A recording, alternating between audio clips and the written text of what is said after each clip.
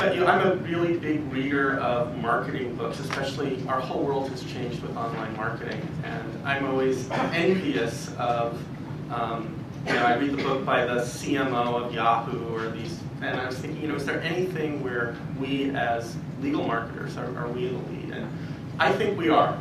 And I'm going to have people raise their hands. So how many of you is actually a prince or a princess that by some twist of fate was put into the family of commoners? I mean, come on, I know you're out there.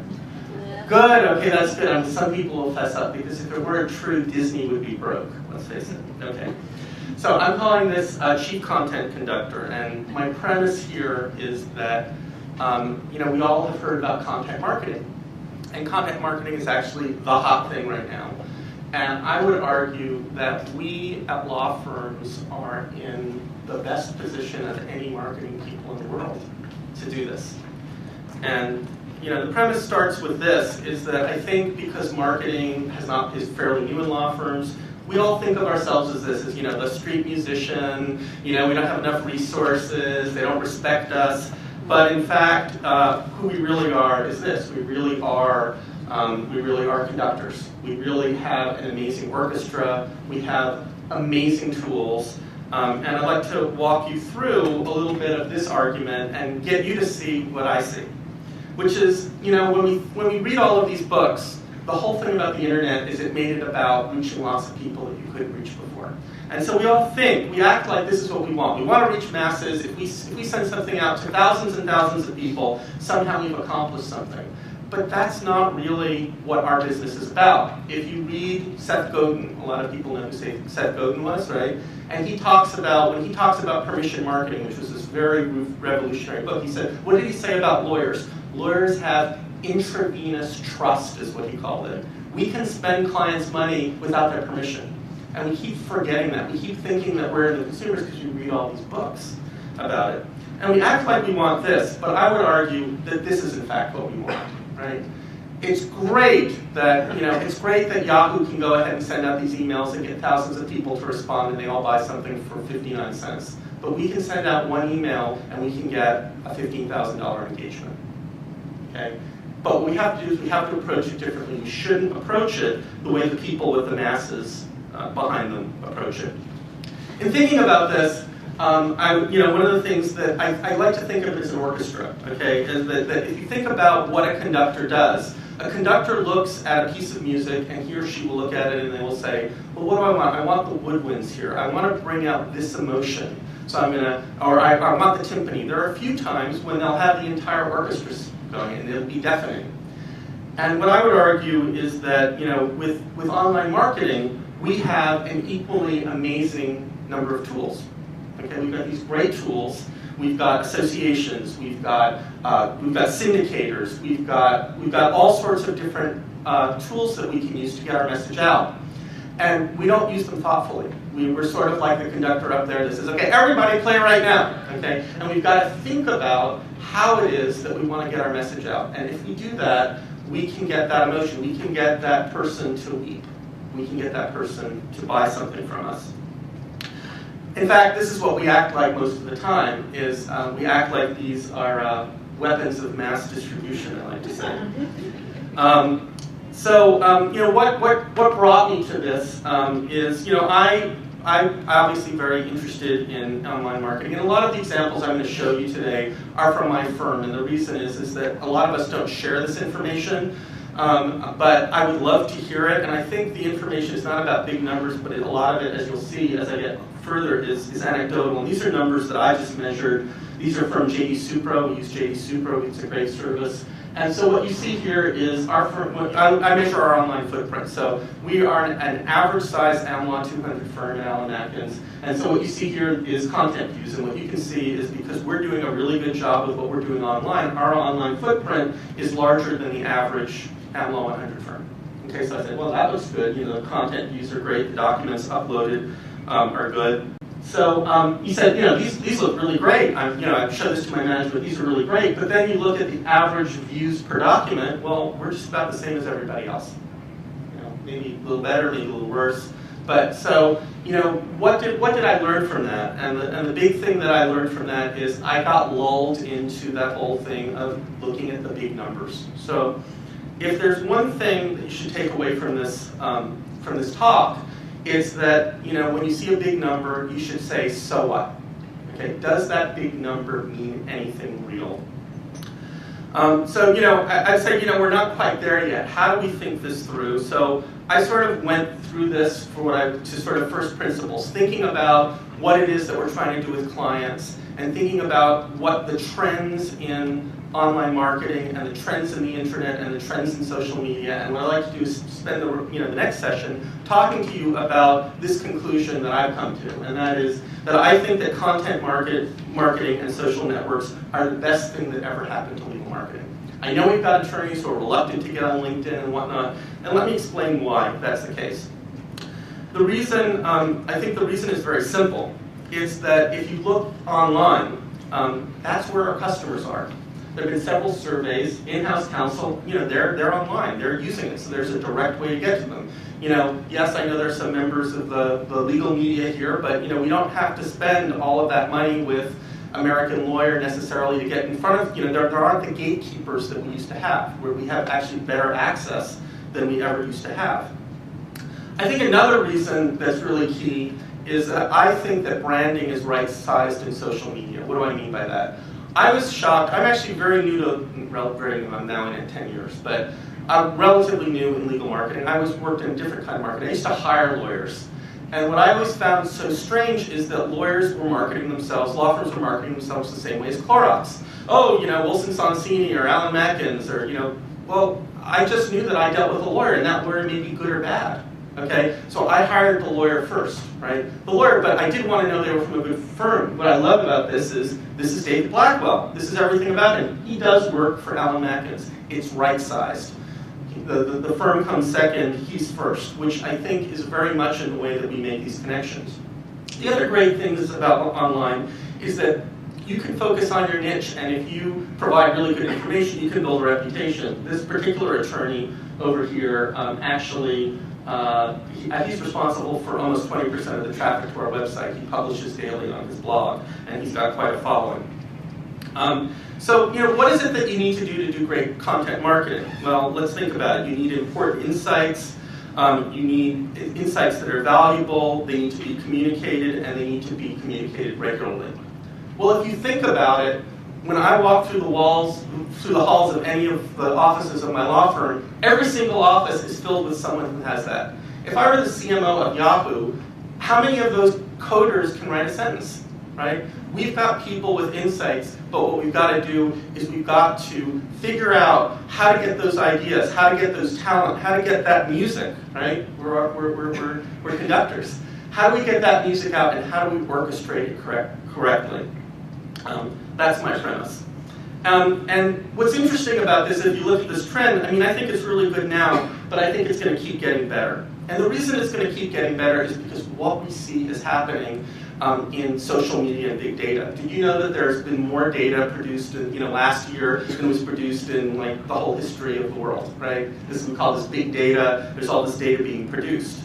Well, it's great that it's all being produced, but this presents a problem, which is, we all have this problem, which is getting, they say, it's like drinking out of a fire hose, right? You can't really keep up. But here's the issue. The issue is our DNA hasn't changed, right? We can only absorb information at a certain rate.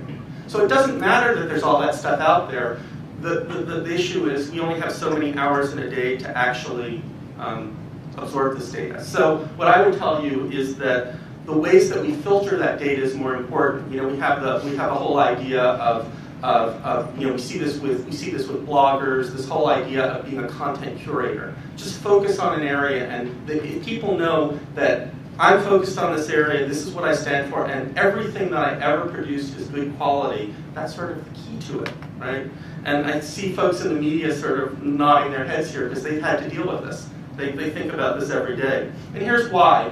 It's that good ideas with insights win, right? If there are a lot of people who are going to put spam out there and that stuff doesn't get forwarded, right? If you have a good idea, I put something out the other day that people really liked. It got forwarded a zillion times. So, the idea is good ideas get forwarded and crap doesn't. So, in other words, everyone, because we've got all of this information, we tend to trust certain people. So I may follow David Ackert, I may follow Craig, and if he'll forward something, I'm much more likely to open it than the 200 emails that I've gotten in my inbox. So your tribes and the people that you trust become way more important. So, that seems pretty straightforward. So, what's left, I would say? What's left to focus on?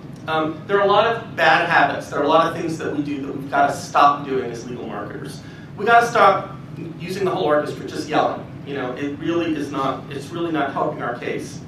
We've also got to stop doing things like this. We've got to do this sort of false personalization that's very impersonal, right? It's really not, it's not helping us at all. Okay? What we really need to do is we need to own content creation, distribution, and consumption. So you have to basically start with an idea, look at that thing. We've got to turn it into the cake. We've got to dress it up. We've got to make sure it gets consumed. Right? We've got to think of everything. It's not good enough to just do the alert now. You've got to do the alert. You've got to think about where you're going to send it. Who is the audience? How are they going to want to see it? Is it branded? Is it not branded? Do you do it through an association?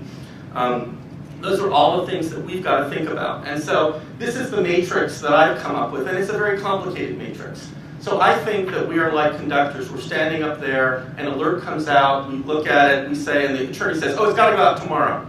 And you say, well, who does it go to? Should we be using an association? Should we be doing a video around this? Should we be, what are the different ways we should do it? And so we've got to look at the message, we've got to look at the audience, we've got to look at the different mediums. I mean, we'll have a talk in a couple of months on generational marketing, and what you'll see is different generations use different media. How much do we use social media? How much do we use other media? And we've got to think about the distribution, right? Do we go through traditional media? Do we do earned media? Do we do paid media, right? Or do we, how do we go about that? So what I'd like to do is show you a few examples. Again, these are personal examples, but I'm sure a lot of you have great examples, and I'd like to just to illustrate these points. Again, all personal examples. So this one was legal alert that basically the law changed here in California, and basically we're a big, if you don't know, Alan Matkins is a big real estate firm, and so a law changed, and essentially all the commercial leases were out of date. You had to change a clause that had to do with ADA rules. And so what we did is, we came out with an alert. And so what we did in this case is, we actually did an alert, we did a video along with the alert, because we found that if you put a video in, even though it was kind of complicated, if you put a video in and you combine it, it's sort of like, I don't know if you've ever seen the cancer maps, if you smoke, you get cancer at one rate, if you drink, you get it at another rate, but if you do both, you really die a lot faster. So we found the same thing with these things. If you took the text and you put the video and you put them together, they open a lot more. So anyhow, people did open this. It was and this was the email that we got back. I don't know if you can read it. It'll be up in a second. Basically, we get an email back that says, help, do we need a new clause in our lease? Yes, yes, they do need a new clause in our lease. So my point is, stop looking at the numbers. What you want to do, and I'm trying to do at my firm, is the lawyers tend not to tell you. Collect these emails. This is what matters. This is the woman crying in the theater. Right? This is the connection. All right? Let's give another example. One of the challenges that we have, like a lot of firms, is how do you reach prospective associates? We actually came up with this fun video. A lot of you have probably seen it because I know it's had 14,000 views. We did a spoof of a legal parody of a Call Me Maybe video. And if you haven't seen it, go online and see it. And so we produced it actually internally for our 35th anniversary. We thought, well, this is too irreverent. We can't stick it on our website. So we only stuck it on our Facebook page. But we thought, this is great. This really shows what it's like to work in our firm. And as I said, we just stuck it on Facebook. And, it's great. And I say, it has 13,000 views. So what? That doesn't really matter. Here's what matters. What matters is I started to collect, as I talked to you in the past, the kinds of comments that we got. Things like, this clearly is a firm where I'd love to be working, congratulations, adopt me, I love that your firm would do that. What a great firm, I think my favorite part, and they talked about the favorite parts, and this was the result that we wanted. So again, take this piece of information and you'd say, God, there's no way we could ever put this on our website, and figure out how to make lemonade out of it, as they say. Here's another example. Another example that we overlook a lot is this whole idea of tribes. The whole idea, we are members of lots of associations. Real estate is a little bit more clubby than most industries, but we pay a lot of money in association fees and in sponsorships to these. But we had a very useful, very important piece of information, and we said, hey, wouldn't you like to redistribute? This is of use to all of your members. And what was so shocking to me when we did this is there was one, at one end of the spectrum, there was someone who said, wow, this is really useful. I'm going to personally mail this out to people. At the other end of the spectrum, they said, there was an association that said, oh yeah, we have a newsletter, that'll be $600 if you want us to put it in there. Now, it wasn't branded, it was just a piece of information that was of vital importance. Here's the critical thing that you've got to think about, right, and that they should be thinking about. The old world was where we had walled gardens, right, where I was an association, and if you want access to my members, you got to pay. Everybody uses the internet today, everybody uses Google, right? So you've got to change your thinking. Your thinking is you should look at every piece of information and you should think, is this of value to my audience? And if it's of value to your audience, it's worth passing on. And if it's not of value, you can say, hey, that's okay, this is not really on point. You can put it on our social media thing if you're part of it. We won't do it. But if it's of value, redistribute it. Because remember, the idea here is every time they open something from you, it will be of value. That's what we're fighting for, right? That's the big idea. We actually did that where we created a video.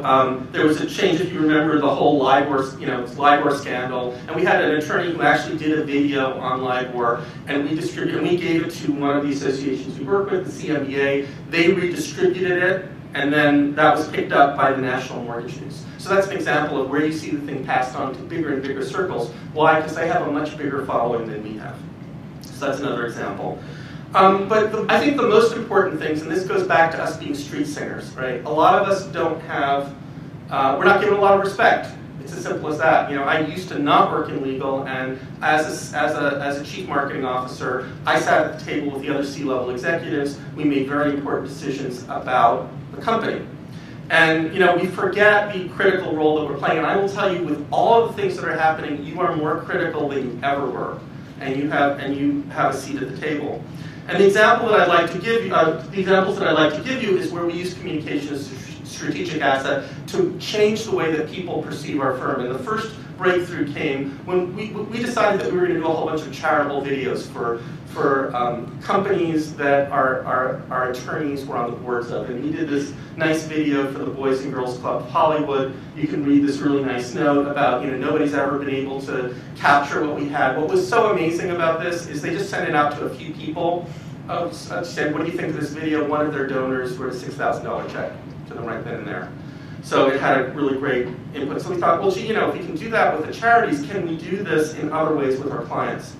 And an opportunity came up earlier, about 10 months ago, when they had the groundbreaking for the Trans-Bay terminal, actually the Trans-Bay tower that's going up next to the terminal, and one of our clients is actually doing it to the client. We said, hey, we're here in San Francisco, we can do PR for it. They say, no, we have PR coverage. We said, well, we can do a video. We can turn it around as news in 24 hours. Would you like us to do it? They said, well, that might be interesting. They were a little reluctant, whatnot, but we went ahead and did it, and we actually produced a video in a little over 24 hours. And you can see the mayor's in it, a lot of important people are in it.